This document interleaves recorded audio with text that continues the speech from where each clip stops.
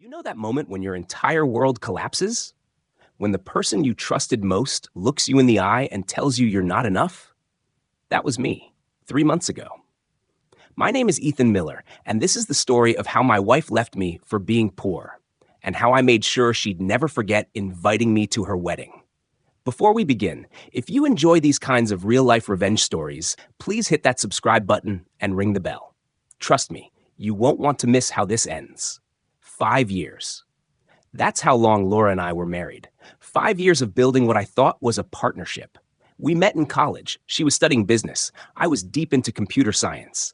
She used to call me her brilliant nerd. Back then, it was endearing. I remember the exact moment everything changed. It was a Tuesday evening, around 7 p.m. I was hunched over my laptop in our small apartment, debugging code for my revolutionary software platform, a project I'd been pouring my heart into for 3 years. This wasn't just any program. It was an AI-driven data analytics platform that could transform how businesses process information. My life's work. Laura walked in from her marketing job, designer bag on her arm, a recent purchase that raised eyebrows on our tight budget. She didn't even sit down, just stood there in the doorway of our cramped living room and said 6 words that would haunt me. "Ethan, I can't do this anymore." I looked up from my screen, confused. "Do what, babe?" She gestured around our modest apartment, the secondhand furniture, the cramped space, the laptop that was practically held together with hope. This. Us. This. Poverty. That word. Poverty. It cut deeper than any knife. "We're not poor," I defended. "I'm building something, Laura. You know this. The platform is almost ready. I have meetings with investors next week. This is our future." "Your future," she interrupted, her voice cold. "I've waited 5 years, Ethan. 5 years of living in this shoebox while you chase a dream that might never happen. I'm 30 years old. I want the life I deserve, the life you promised me." I stood up, my heart pounding. "What are you saying?" "I'm saying I'm done. I'm leaving you." The room started spinning. "Leaving? Laura, we're married. We took vows."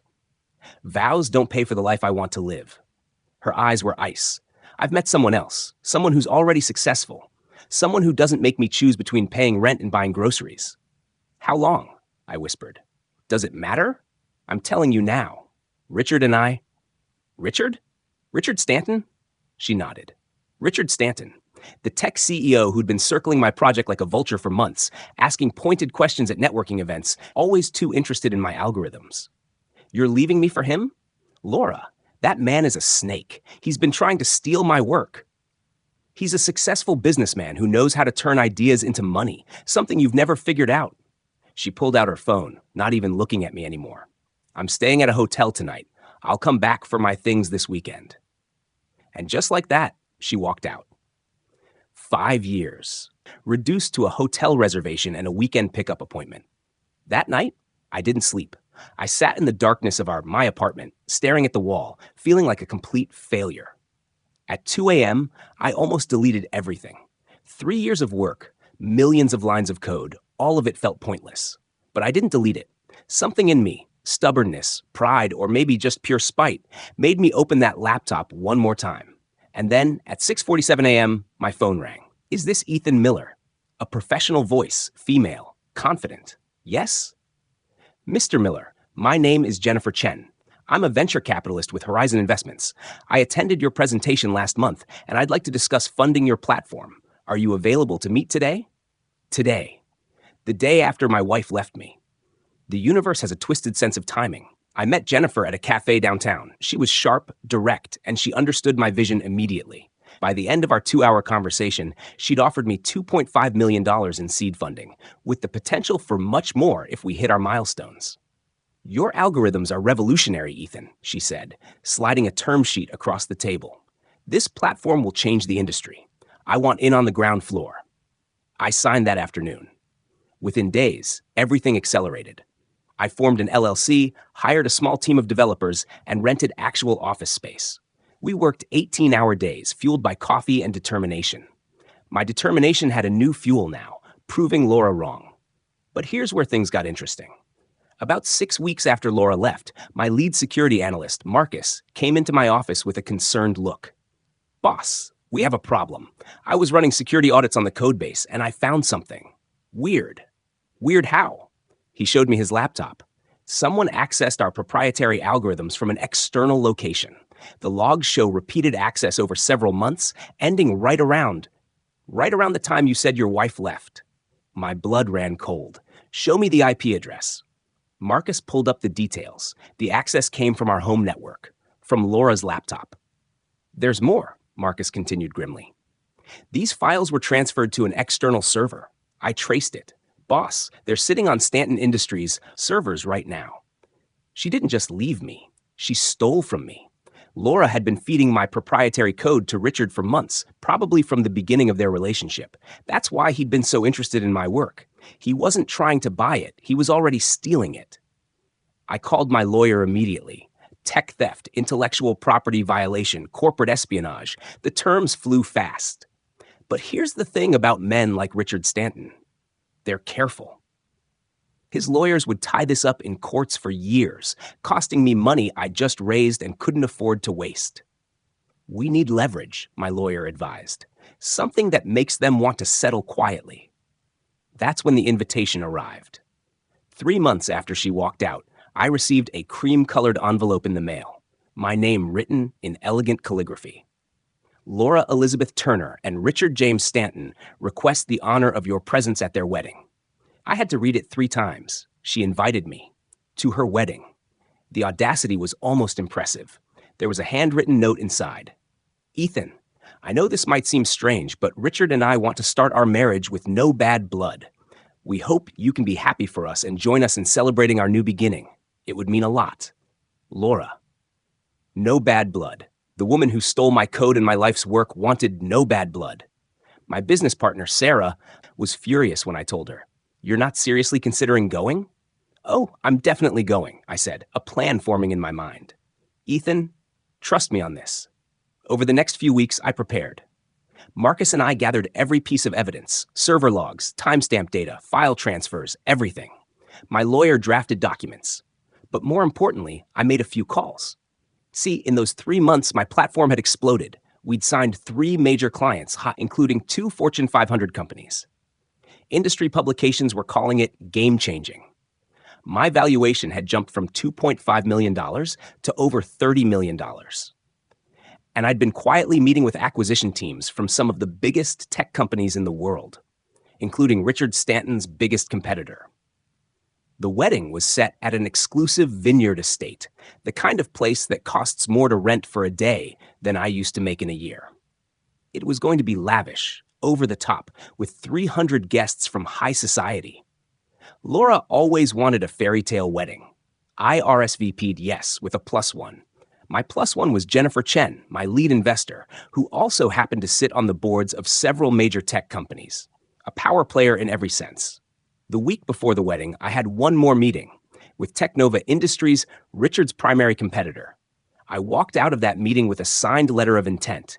They wanted to acquire my company for $50 million, with me staying on as CTO.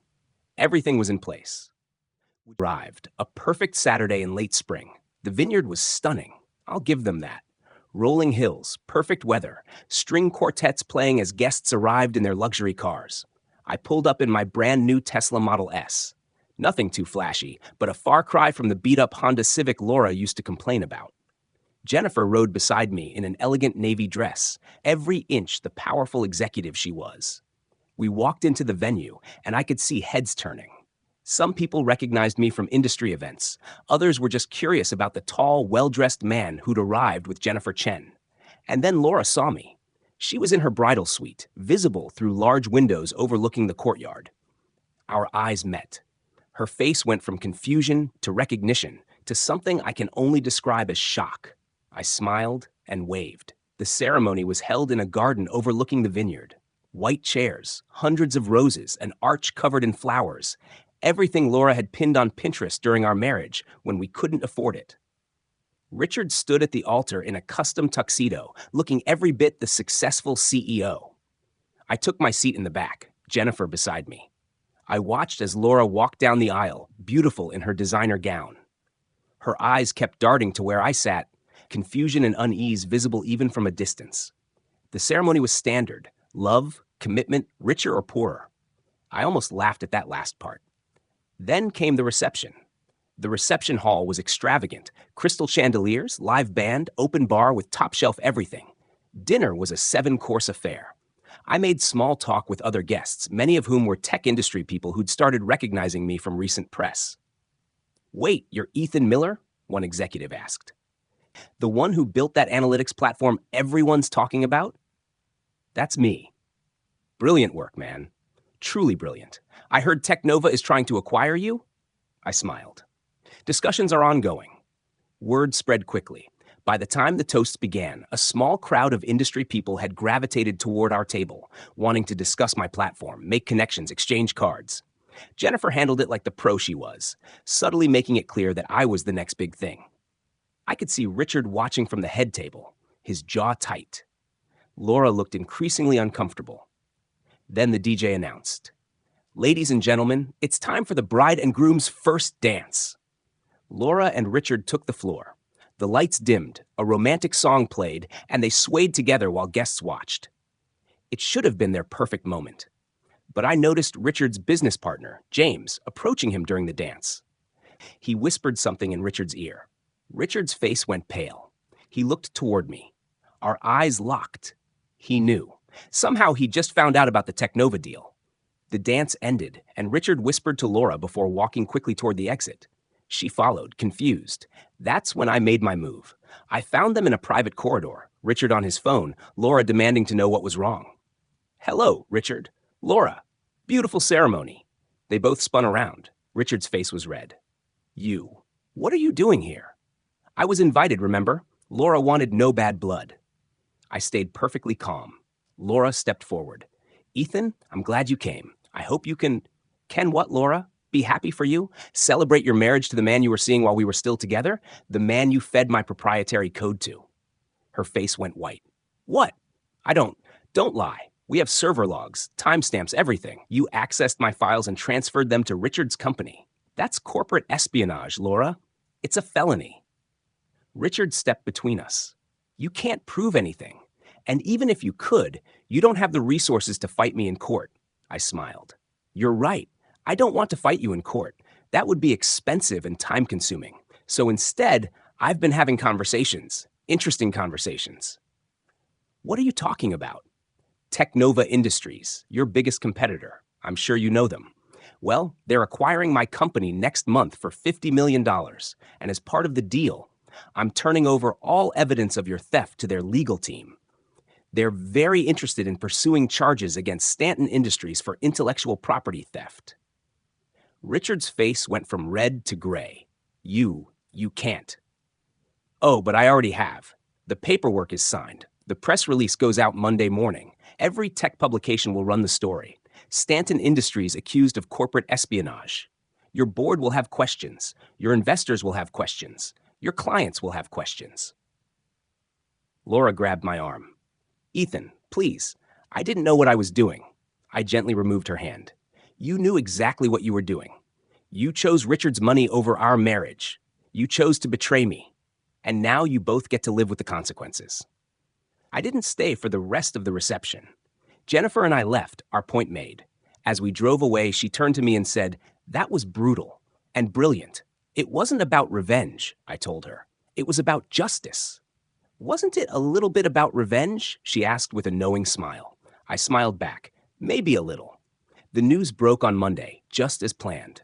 Technova's acquisition of my company was announced alongside their lawsuit against Stanton Industries for theft of trade secrets. The tech world erupted. Articles everywhere, my face in major publications. My LinkedIn exploded with connection requests. Richard's company took a massive hit. 3 major clients canceled contracts. His stock price dropped 40% in 2 weeks. The board launched an internal investigation. Turns out, this wasn't the first time Richard had engaged in questionable practices. It was just the first time he got caught. As for Laura, she reached out 2 weeks after the wedding, a long email full of apologies and regrets. She claimed she didn't fully understand what she was doing, that Richard had manipulated her. She wanted to meet, to explain. I never responded. Some people might say I was too harsh, that I should have forgiven her, moved on quietly. But here's what I learned through all of this. Sometimes people don't leave you because you're not enough. They leave because they can't see your value. They leave because they're too focused on what they don't have to appreciate what they do. Laura saw a struggling programmer in a small apartment. She didn't see a visionary building something revolutionary. She didn't see a partner worth investing in. She saw only what I lacked, not what I was becoming. And Richard? He saw an opportunity to steal rather than innovate. He saw a struggling developer he could exploit. Neither of them saw me for who I really was. The irony is, Laura left me because she thought I'd never be successful. But her leaving and her betrayal lit a fire in me that pushed me further than I might have gone otherwise. Spite is a powerful motivator. Today, 6 months later, I'm the CTO of a $50 million acquisition, living in a downtown loft, driving that Tesla, and actually enjoying my life. I'm dating again, a brilliant software engineer I met at a conference. No games, no manipulation, just genuine connection. Richard and Laura are still married technically, but I hear it's not going well. Turns out, a relationship built on betrayal doesn't have the strongest foundation. Who knew? Do I regret going to that wedding? Not for a second. It gave me closure. It let me look them both in the eye and show them exactly what they'd lost. And it taught me the most important lesson of all. The best revenge isn't revenge at all. It's success. So, to Laura, thank you for leaving. You did me a favor. And thank you for inviting me to your wedding. I wouldn't have missed it for the world. Would you like me to pick two